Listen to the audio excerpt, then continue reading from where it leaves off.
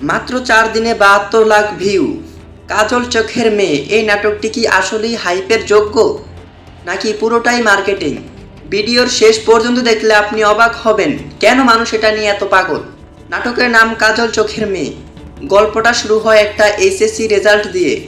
মেয়েটা কি সত্যিই ফেল করছে, নাকি এর পেছনে কোনো গভীর রহস্য লুকিয়ে আছে?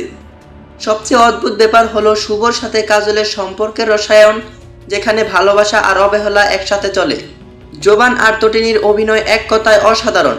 বিশেষ করে কাজল চরিত্রের সেই অসহায়ত্ব আর শুভর গরুর চোখ বলাটা আপনাকে হাসি এবং আবেগ দুটোই দেবে।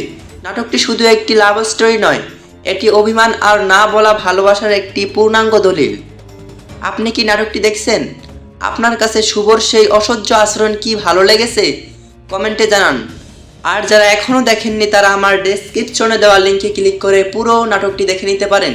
তো ভিডিওটি কেমন লাগলো অবশ্যই কমেন্ট করে জানাবেন। আর এমন সব নিত্য নতুন ভিডিও পেতে আমার চ্যানেলটি এখনই সাবস্ক্রাইব করুন। ধন্যবাদ।